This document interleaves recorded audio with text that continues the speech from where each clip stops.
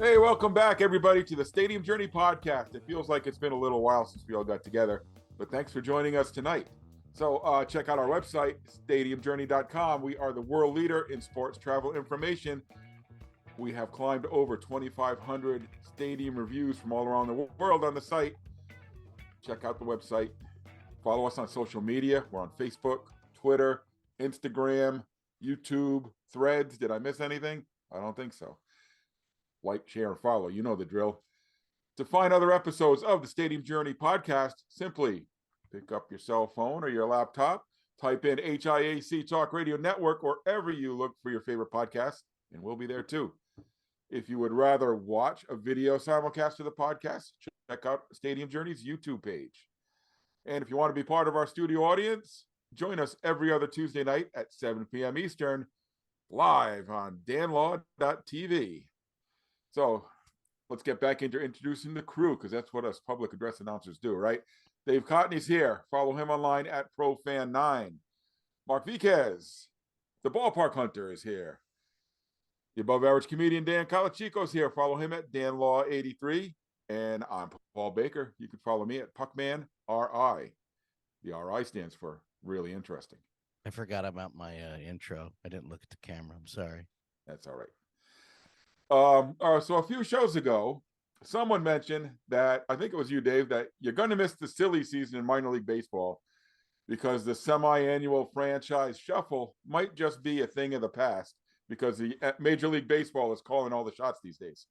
That was an episode currently out of Obstructed Views, possibly our Oklahoma City Dodgers episode, which is quite excellent and should be viewed by all. Or as we say in New England, wicked awesome. Well, anyway, independent baseball said, "Oh yeah, hold my beer," and they're shaking things up left and right. We got franchises disappearing, taking hiatuses, but the first city to start shaking things up was Brockton, Massachusetts, where the ownership group of the Summer Collegiate Brockton Rox of the Futures League announced they'll be operating a new team in the Frontier League out of Campanelli Stadium. And tonight we're happy to be joined by Brett Chaves. He is the Director of Communications. I hope I got your title right, Brett, for the Rox and the new pro team, which as of the moment is called New England Baseball, I believe.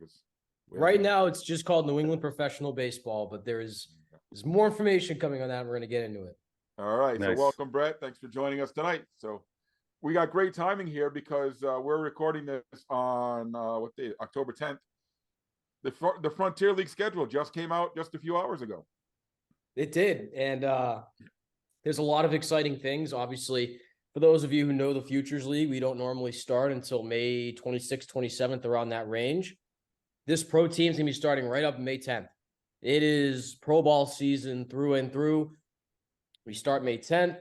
We go all the way until midway through September, a couple weeks for playoffs, then it's done.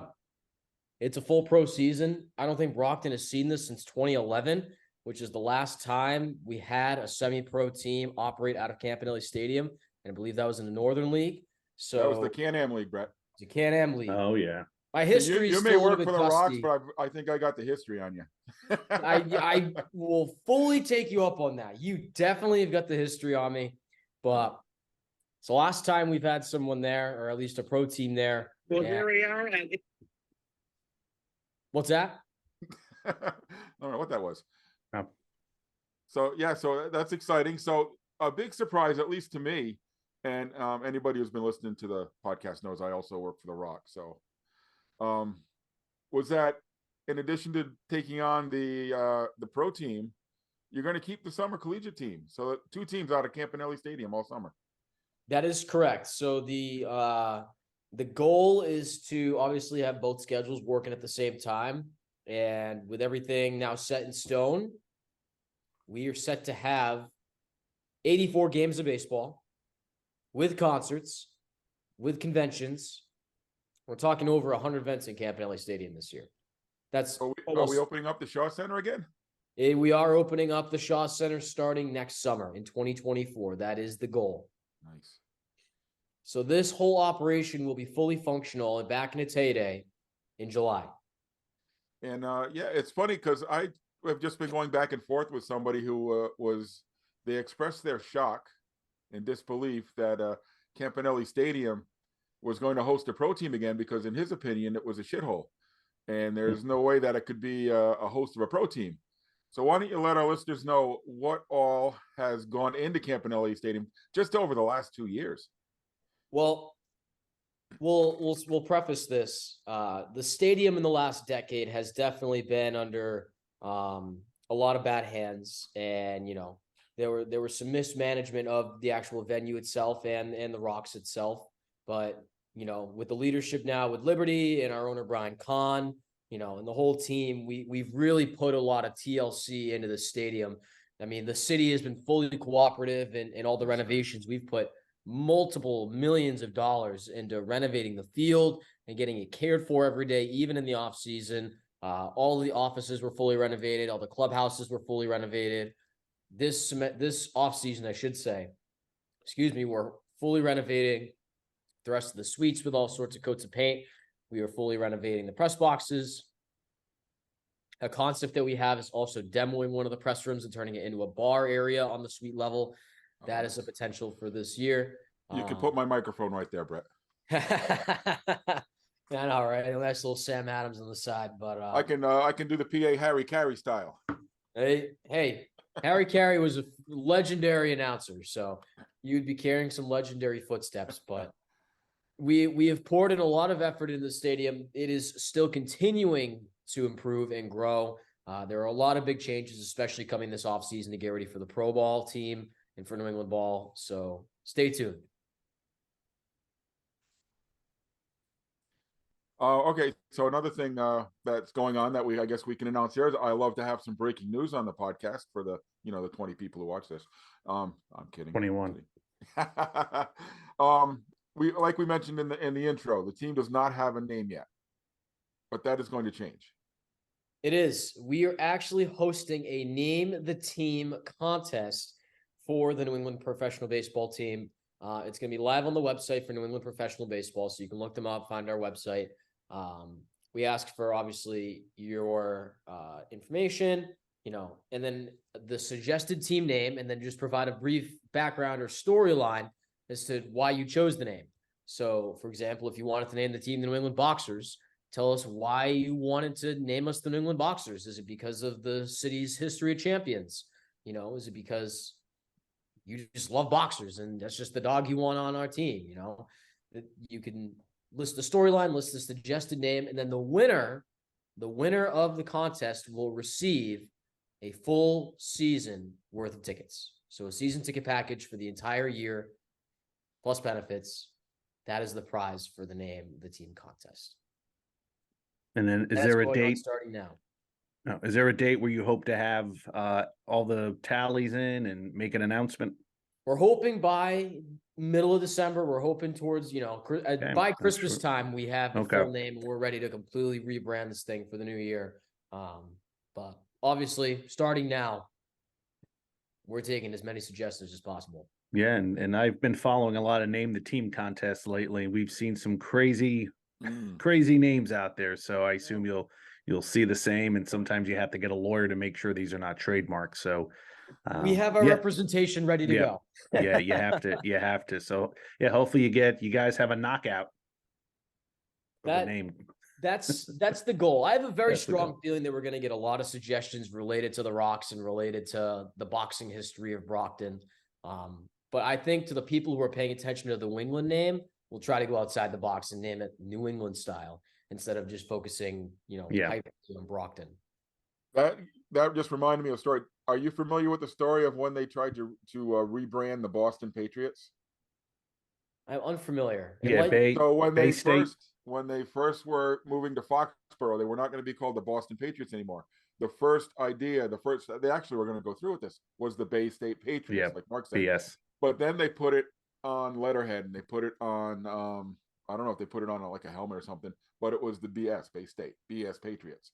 And so that got shot down. And they went with that sounds like what they're being referred to lately as. Well, yeah, they're playing like BS now, but that's just a throwback to the 90s. Throwback to the 80s too. No, they were good for part of the 80s. They made a Super Bowl. Part of the 80s. Oh yeah, that year they upset the Dolphins. I still can't believe they. Growing up, 6-10 was a wonderful year. Yeah. Oh boy, Brockton Rox. So Dave, you got something to say? So I'm gonna go right for the jugular here and ask the tough one. So Go for it. last season, Brockton averaged less than 800 fans a game. That's because we don't pad our attendance figures. That was second last in the Futures League.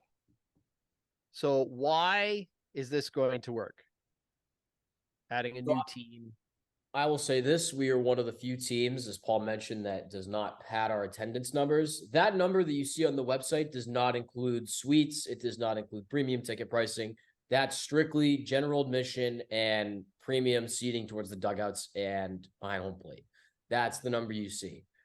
If you were to include the suites and the premium seating in the lounges and the picnic area, probably close to 1,200 a game, which is still not bad, but we want to get that better.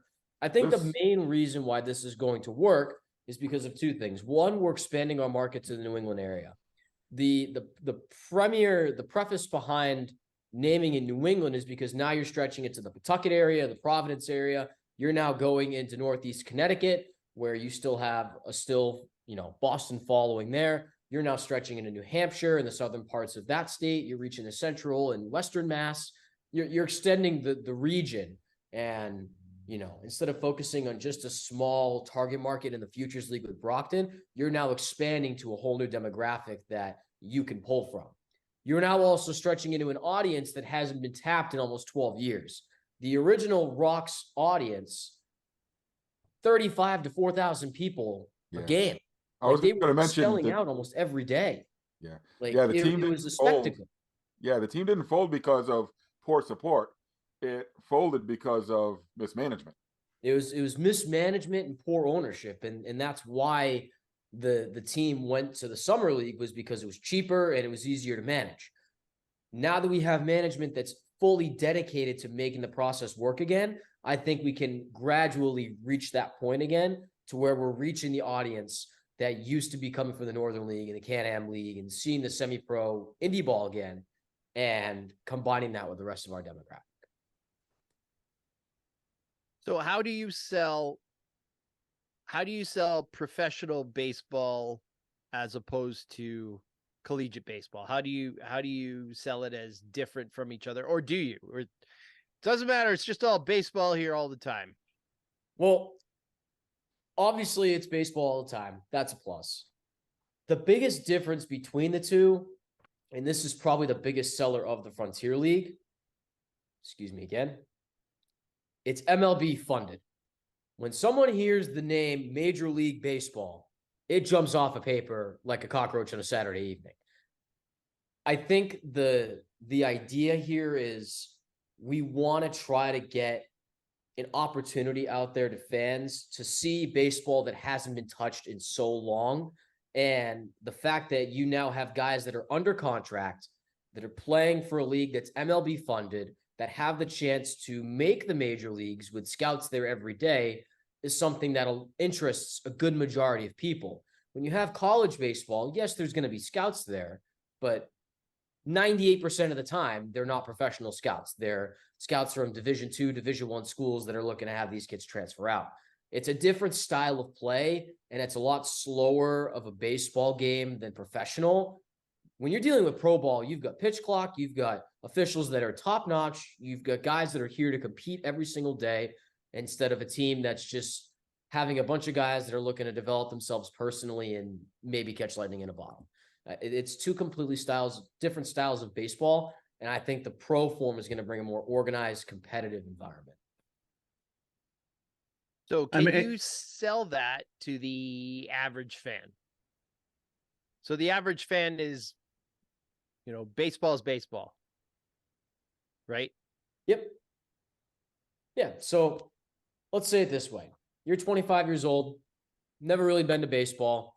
You're looking to get into it for the first time, right? That's just the standard person you're trying to sell this on. My pitch going to this person is say, hey, we've been building on this for almost 5 years now. This has been a project that we've been working on for 5 years, right? This baseball is something that hasn't been touched in quite some time, right? You look at the Rox betting in their history, this place has been sold out. And there's a history here. There's an extensive history here. And we're now moving forward with a project where you could look at MLB rosters today, and some of those players are now playing for us. It's going to happen. It's inevitable. We are going to have about 13 to 14 guys that have played in the MLB in the last 5 years. It's just happened with the Frontier League before. There are guys currently on rosters that have played Major League Baseball before. So if you want a bargain deal to go see baseball that's nearly as competitive as minor and professional baseball at MLB level, this is your spot to be. There's history, there's excitement, it's competitive. Those three aspects bunched together, that's your ticket to a quality experience. We're professional baseball at your best price. There's no need to spend $80, $90 to a Red Sox game. Okay, well, that brings up a good. In Worcester. Sorry. Yeah, that brings up a good segue. Yes, you want to go after folks that say, hey, what are my options of seeing pro baseball? How much is a ticket to see a game of the Frontier League? Entertainment wise, are we going to see wacky promotions, unique food items, wine slushies, a beer garden? We are going to see everything that you just mentioned. You are going to see. Okay. We're already working on the process of forming a dance team and getting that for almost every game. Our alcohol, beer, wine selection is going to increase with a lot more local brews. We're currently working on a couple deals with some breweries in the area. I believe Shoveltown's in the mix again. Our food menu item with an increased staff is also going to, change with the creativity. Philly cheesesteaks might come in the mix.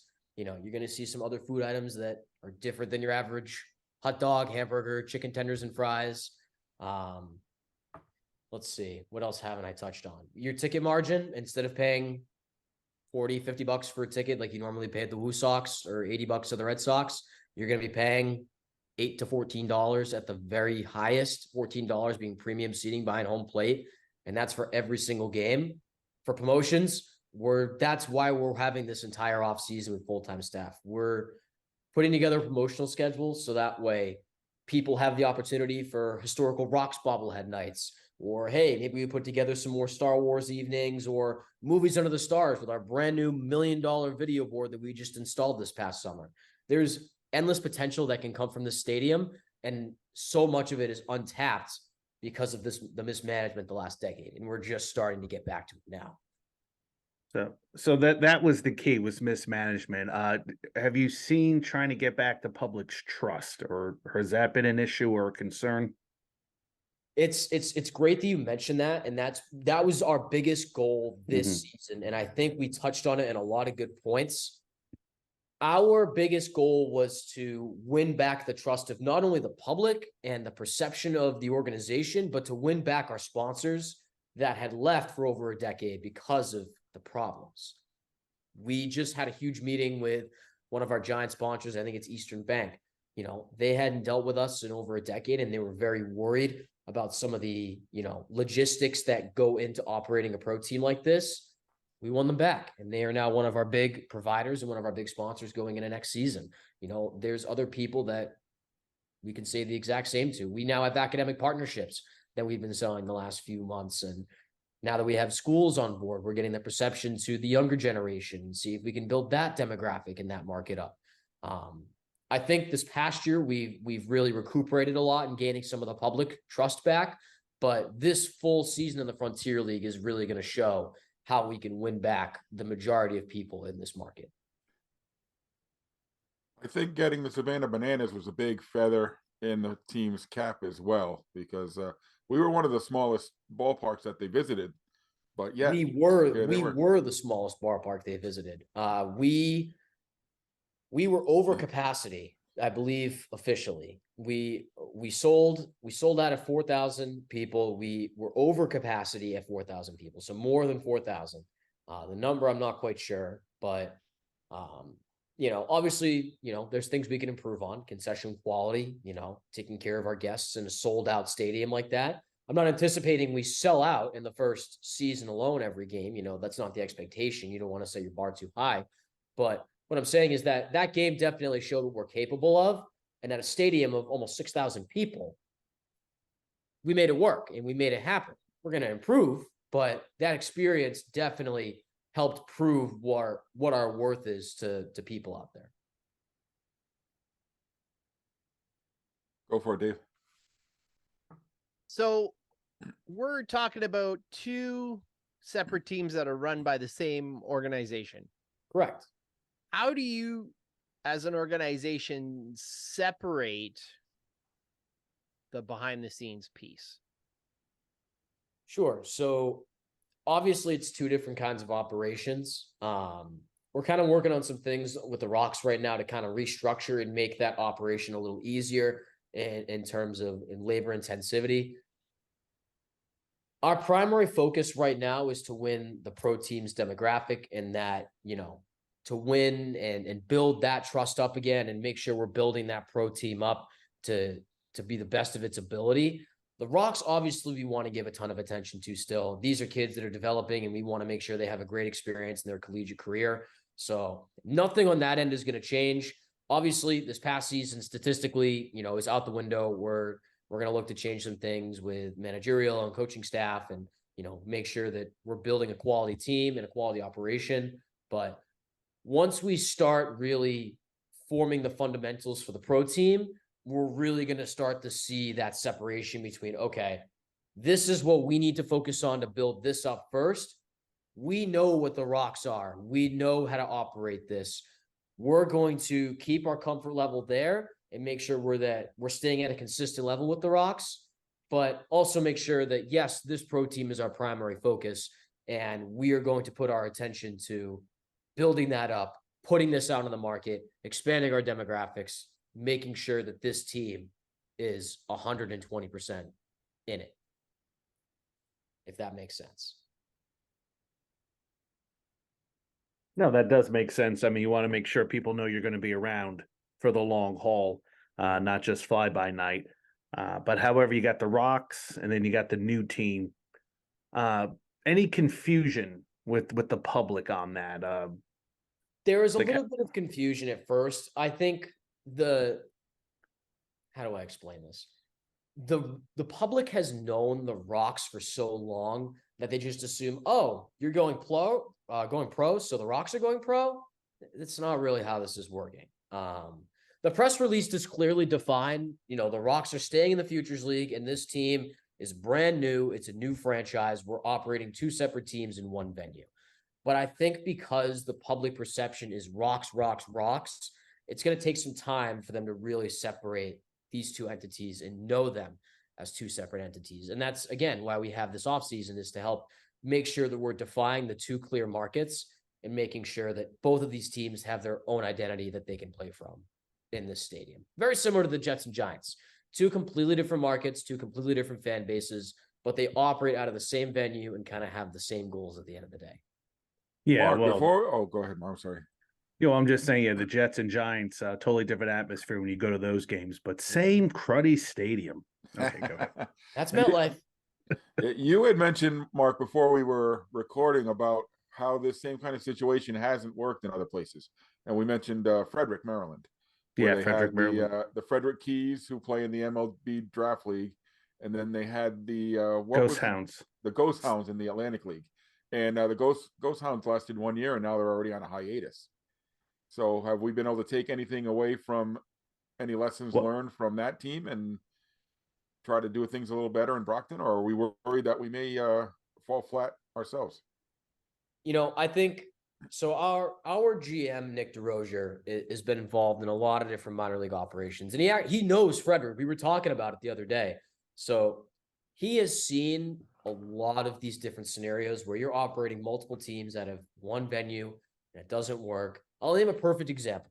The Mystic Schooners and the Norwich Unicorns. They both operate out of Dodge Stadium. There has constantly been conflict at Dodge Stadium between the NECBL and the Futures League, both operating out of Dodge Stadium with the city of Norwich.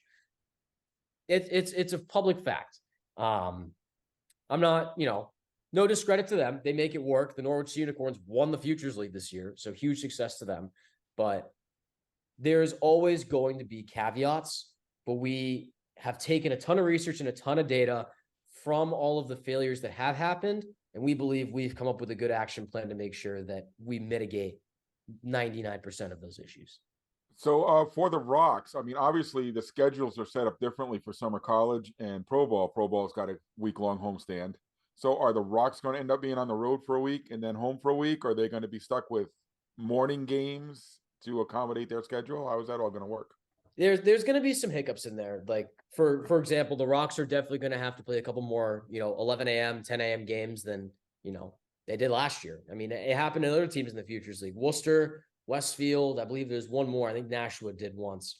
They first pitch was at 10 a.m. and they Didn't played one team play a triple header against different teams? Say that one more time. Didn't one team play a double header against different teams because of all the rain we had this summer? I believe they did. I don't know who it was, but I believe that is true. Yeah. But the point is to accommodate with the giant juggling of two different summer schedules, especially when they both kick off within a week and a half of each other. There are going to be some instances where one's going to play a morning game and the other one's going to come in at 7:00 and play. It's almost inevitable. The question is, how often is it going to happen? I don't think it's going to happen too often. The times where New England Pro Baseball is home, the Rocks will be on the road. And the good part is that the Rocks will end at the earliest first week of August, that first weekend in August. I think it'll be the 4th next year. This pro team extends into mid-September. So there's a solid month and a half, 2 months where they're going to be the only team in the venue. And for the first week and a half, they're also going to be the only team in the venue. So you're only worrying about 3.5 months where, you just got to juggle a few things around. So we'll figure it out.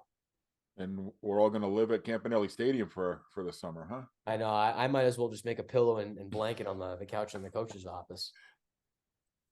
Why the Frontier League? So our owner, Brian Kahn, also has ownership for the Windy City team in Chicago. He had the rights to open up a brand new franchise due to some things, logistically with it when he signed his ownership contract. And he chose us because he'd already established that demographic and market in New England. So when the Frontier League had the opportunity to open up a new franchise, we were the prime candidates because Brian had that ability to open it up. So now he has 2 teams in one league who ironically will play each other in the first week of the season. There are some interesting ballparks in the Frontier League. I'm sorry, Dave. Go ahead. We'll get into that later. Fine. Oh, there definitely are. Yeah, Crestwood. Any thoughts on a cross-league doubleheader? A cross-league, so the Rocks would play 2 games. So you play the Rocks, fire it up at 1, and the no names at The Frontier 5. League team, yeah. I think that'll definitely happen. Like I was saying earlier, there's going to be a case where someone plays at 1 and the other team plays at 7. There's going to be obviously a very tight schedule that day. Okay, you guys come in at 11 a.m., batting practice at 11:30. You're in your clubhouses. Your full go at 1. Second that game ends, you have to leave the premise. These 2 teams have to come in. Frontier League team gets the clubhouse. Make sure that, you're taking all your belongings with you. It's going to be a very tight and a very fast transition schedule. And there are going to be some different things that happen. We may have to make some, makeshift clubhouses or, make sure that everybody's got, a place to change or whatnot. But those days where there is a cross-league doubleheader, there's going to be a lot of attention operationally. Thoughts on promoting it as an event? So promoting the cross-league doubleheader as an event? Yeah, like this is the greatest thing ever. Come and see 2 games, 2 different absolutely. leagues. No I mean, doubt. it's almost like Final Four or whatever. I think there's a definite opportunity to sell both teams as an opportunity sell. Hey, come to the Rocks. You're going to enjoy a quality outing of 9 innings, college baseball. These kids play D1 ball. When you're done, hey, maybe for $6 more, buy our package deal and you get to see the Frontier League team play. And these guys are throwing 90 plus miles an hour in an MLB funded league.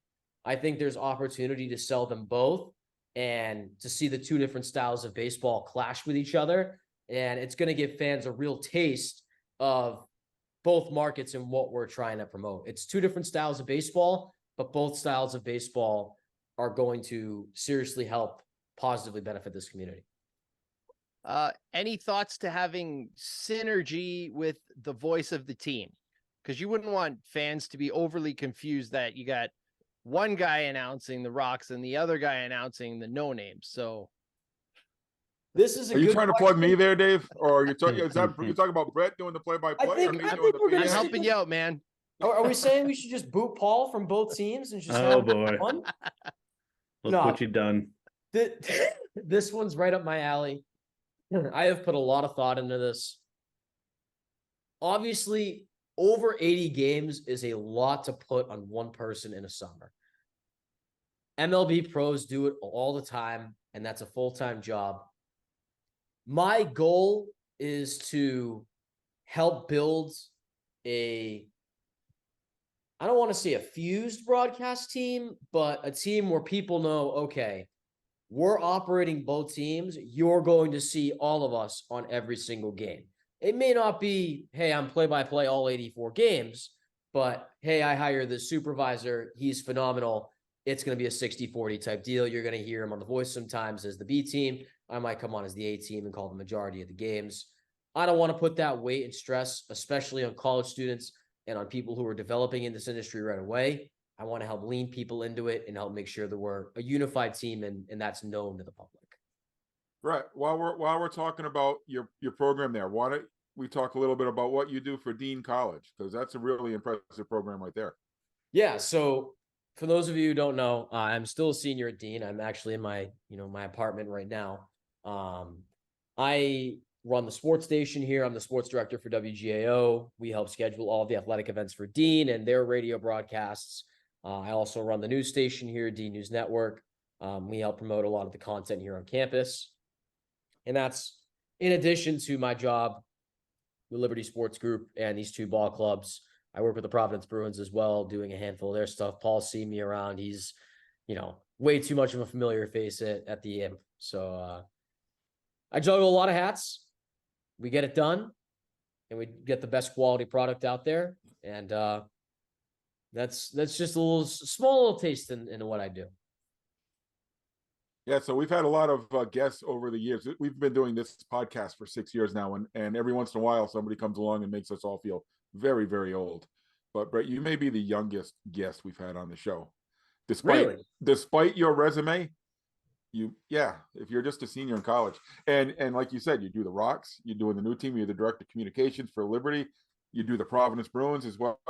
You're everywhere, man. And your crew, you have this entire crew that you run all summer, all entirely of interns and college students. It was really incredible to watch them grow, and especially the kids who came back for a second season this year. I agree. And that was my goal. Some people came back for a second year, and I had given them goals and expectations moving into that year. Hey, you did this really well last summer. I need you to focus on these points to really take your skill and your expertise to that next level. Perfect example. And if he's listening, phenomenal. Chris Kostic.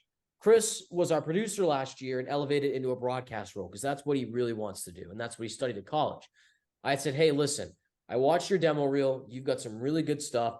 Here's what I need you to focus on this summer. And he did. He took that to heart.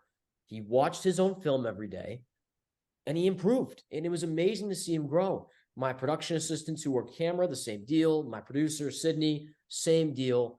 I'm really hoping that's the same case with both teams this summer. And my goal, and I've told everybody this, is to make sure we're producing a great product, but people are taking away something and learning what goes into this on a day-to-day process. And what's crazy, when I walk in the press box and I think I could take any three of you, add your ages together, and we're the same. That's just nuts to me. Hey, but you know what? Many years ago, I was the 20-year-old doing the same thing. So this is very true. Yeah, and 20 some years ago, I was trying to do all those different jobs and make money off of them, and realize some that you see. I wish I can go back in time and do a lot of this while I was still in college. Put in some extra work here and there. If you can make some money, great. I don't know what you get paid for all these different gigs, but yeah, you just gotta kind of hustle, and hopefully things work out in the future. So little easier to say now with hindsight, but Yeah, work hard. Work your butt off right now while you're young, because when you get old like us, you hurt yourself getting out of bed sometimes. You got a little backache or your knee Mark, hurts when it rains. It's odd. I've already started going to the let's be chiropractor fair, to get Mark. adjusted. I don't know if that's a bad The thing. internet was barely a thing when we were in college. Yeah, the opportunities back in the day were not the same as they are now. So, Yeah. Any college kids who are listening, you can get your resumes, your reels out to Brett Chaves. So Get them out to me.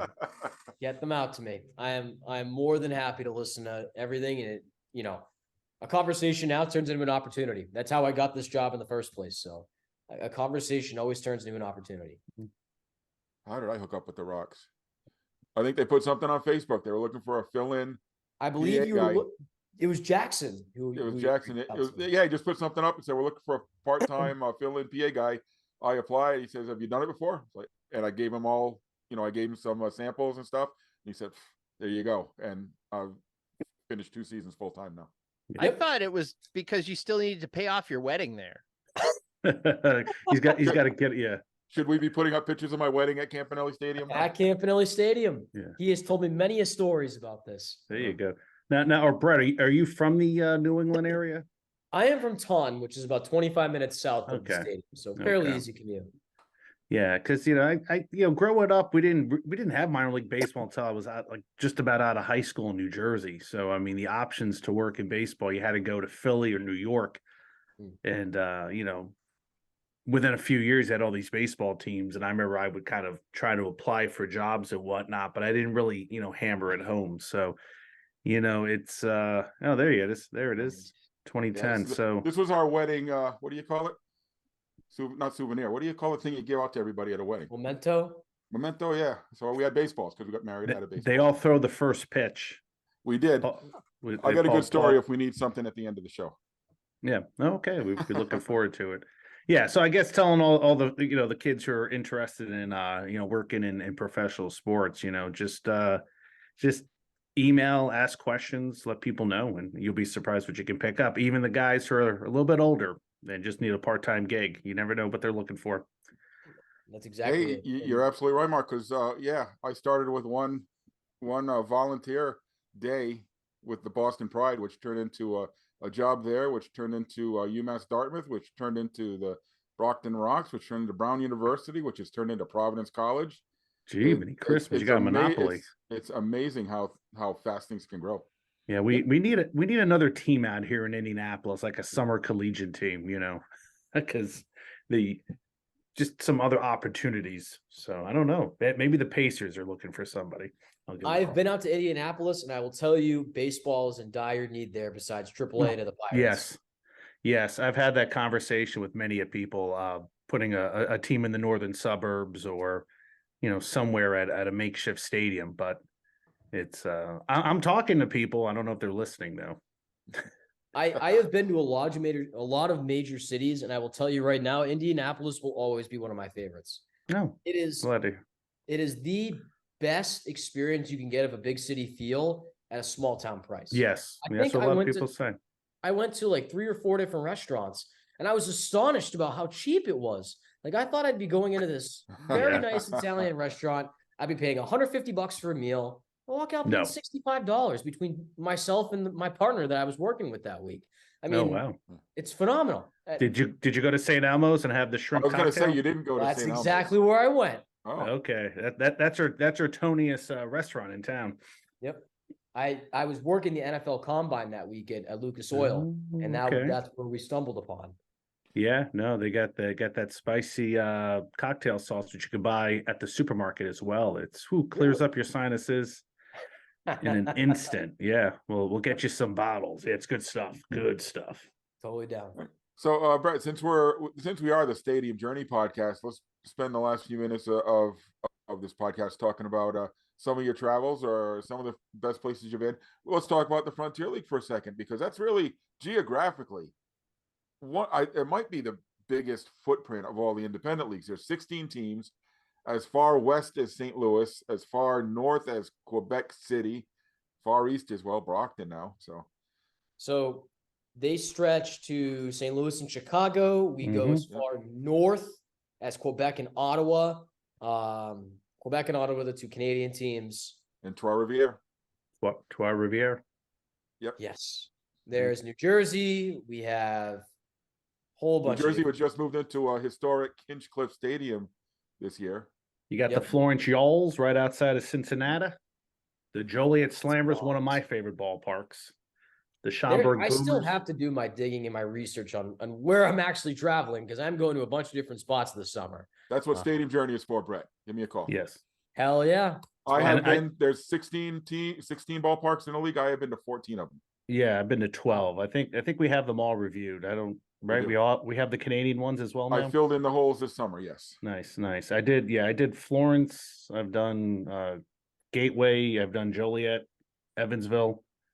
I'm dying to go to Ottawa. I always loved the city of Ottawa. I'm a casual Senators fan. I need to make my way to Ottawa and at least watch the Titans play. Has that sentence ever been said before? I am a casual Senators fan. Well, On the back of my laptop, you can't really see it, but there's a sticker that says, "In Tim Stützle we trust." I'm a huge Tim Stützle fan, German-born hockey, love German hockey, and that's why I'm a casual Senators fan. I root for Stütz. So yes, some very interesting ballparks in the Frontier League. Quebec and Trois-Rivières are carbon copies of each other. Yes, built in the 30s, very old looking but very fun parks. You've got Windy City. You said Mr. Khan was stadium. One of the owners of that team. It's a half a stadium. They built it for some reason. They built it directly under power lines. So you've got the seating bowl, and you've got the upper decks only on the third base side, because on the first base side there's power lines that run across.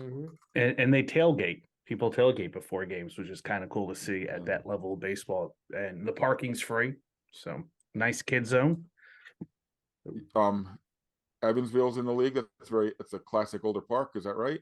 That's Evansville, you get New York Boulders. One of the two I've been to. New York Boulders, one of my favorite minor league ballparks. It's been a while. Yeah, Bosley Field's the third oldest ballpark in pro baseball. If that was in a city instead of out in the middle of the woods, it'd be one of the best minor league ballparks anywhere. So yeah, a lot of great places to go. A lot of great road trips next year for you. Yeah, I'm very excited. Yeah, and Joliet Slammers had a blast there. That's in the middle of Joliet. It blends in with the city, and it's one of those ballparks where adults have fun. I feel like it's geared towards an adult crowd. Nothing X-rated, but it's like they have this open bars that is behind. It's on main course. It's behind the plate. They got great local beers. Unfortunately, the girl with the purple hair is no longer there. That was the first thing you asked me when I went there last summer. Is the bartender with the purple hair still there? You know what? People remember her, but they don't know her name. They don't know what they said she was there last year. Other people say she wasn't. So if we're looking for you, we want to know where you are. What's that, honey? Never, nothing. Okay. Yeah, Mark will not talk about a girlfriend, but we'll talk about bartender now. Yeah. So Brett, some of the places you've seen in your travels, what are some of your favorite destinations, some of your favorite stadiums? Let's think. I have been a huge proponent of Nationals Park. I like Nationals Park personally.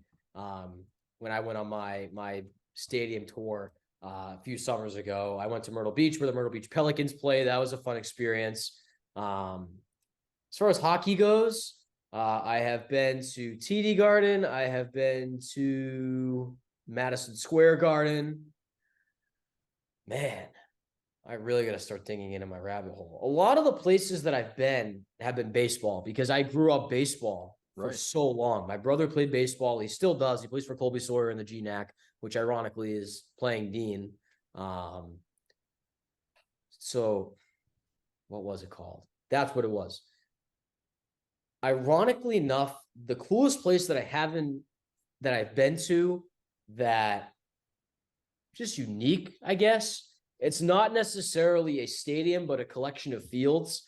In Myrtle Beach, there is a place called the Ripken Experience. It is a 8-field complex, and it stretches a couple hundred acres. And you walk in, and the coolest part about the complex is each field is shaped like a historical ballpark.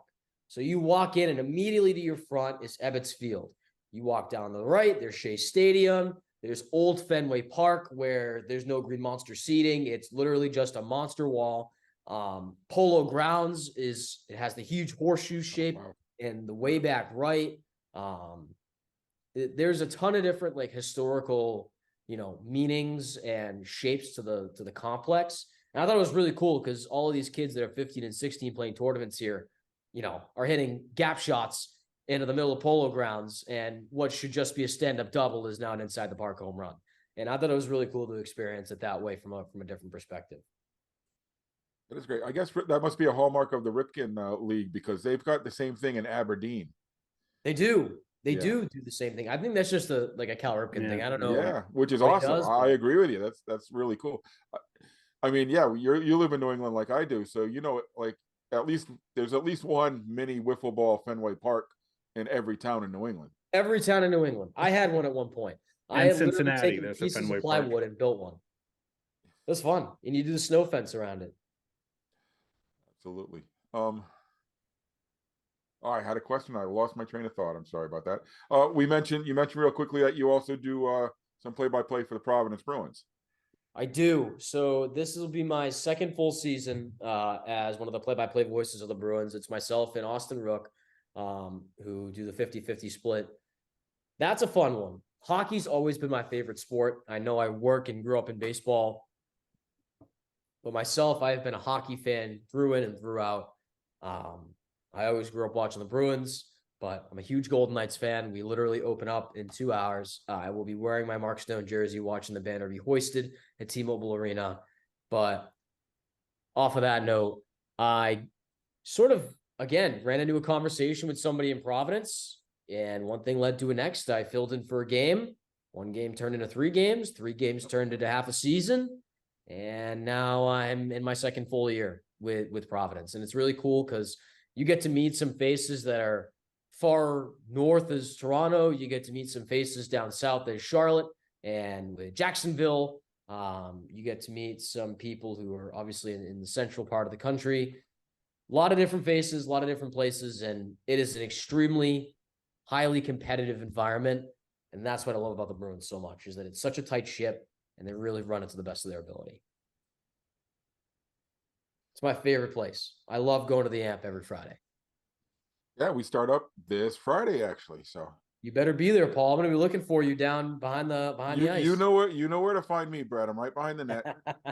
I've been there for 30 years, so this will be 30. It's a good roster this year. We got a really young roster. Mason Lowry starting in Boston. He won't be there for long. It's all right. Guys, anything else before we wrap up today? I think I'm pretty good.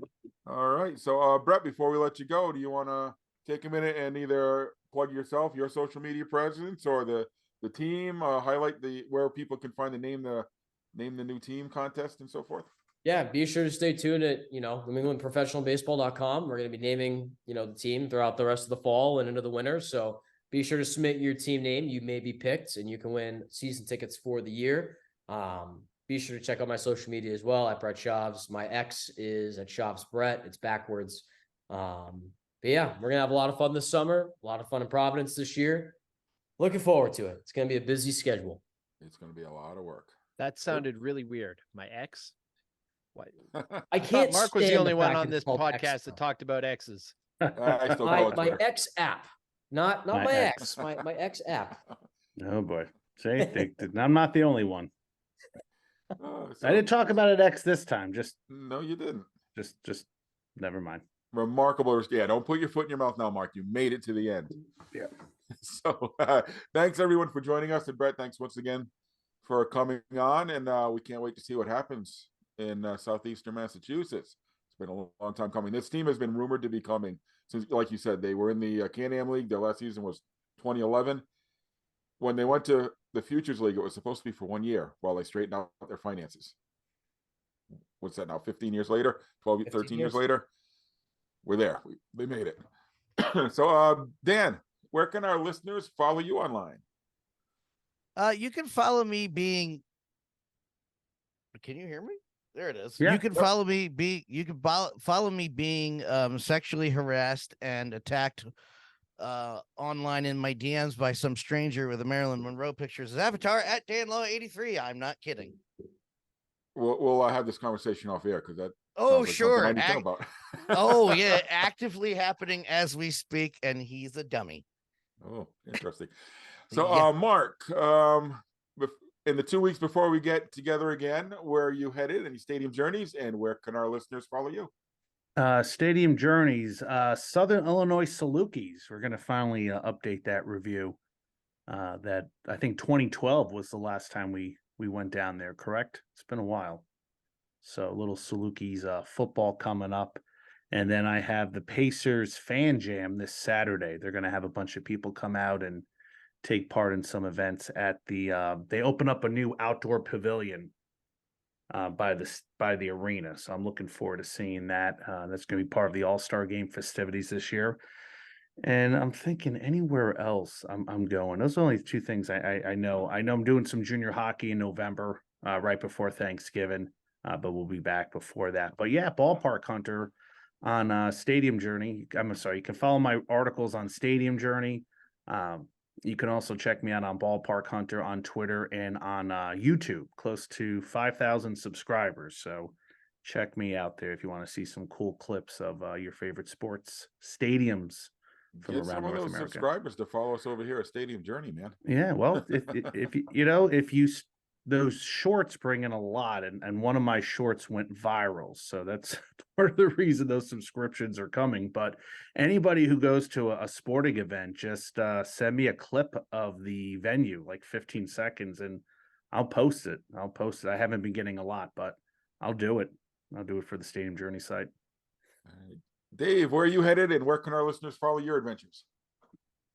Twitter, Instagram. Yes, I still call it Twitter. Threads, YouTube at Profan9. We're doing a little bit of a hockey season starting. It's a little bit of hey, wake up, come and check out our episodes of Obstructed Views again. So today, I actually, as we speak, I believe the Penguins are starting. So that might be a good spot to check out. I don't know. I'm watching Tampa Bay beat Nashville 4-3, 12 seconds left. Okay. But other than that, Wilfrid Laurier Golden Hawks, we are having a stellar football season. We're 6-0, ranked number 4 in the country. So that continues. And OUA hockey fires up. So I've got some Laurier hockey and then probably some Guelph Griffins hockey as well. But yeah, follow me, Profan9. All right. And for me, I'm in that last sweet spot of the last few weeks of fall sports before the winter sports kick in, and I get crazy busy with my PA duties. I got the Providence Bruins, like Brett was saying. They start up Friday night, opening night. I almost said at the Dunk, at the Amp. The Amp just doesn't have the same pizzazz to it that the Dunk does. Not yet, anyway. It'll take a while. There's still people who call it the Civic Center, so you got that. Mm-hmm. And then let's see. Saturday, I'm behind the mic at Schneider Arena in Providence for some women's hockey. Next weekend, I think I'm calling some Brown volleyball, and then UMass Dartmouth football on Saturday. So a lot of chances to hear my silky smooth voice. So, you can follow all my stadium journeys on Twitter or Instagram at PuckmanRI. And remember, you can find all of our stadium reviews, news items, and other feature stories on the mothership, stadiumjourney.com. Connect with us on our social media channels at Stadium Journey. For audio versions of the Stadium Journey podcast, search HIAC Talk Radio Network wherever you look for your favorite podcast. If you'd like to watch video simulcast of the podcast, check out Stadium Journey's YouTube page. And live streams happen every other Tuesday night at 7 Eastern at danlaw.tv. We'll be back in 2 weeks. That brings us to what? October 22nd. Wow, this year is flying by. Our year-end episode's coming up. I always love that one. In 2 weeks, we will most likely be joined. He doesn't know it yet, but he's usually watching. So Lloyd Brown, you're coming on with us to talk some FCS football. As always, thanks everyone for your support. And thanks, Brett, for joining us. For Dan, Mark, and Dave, this is Paul wishing you safe stadium journeys and close games wherever you go. Hope to see you on the road real soon. Be safe out there. Be nice.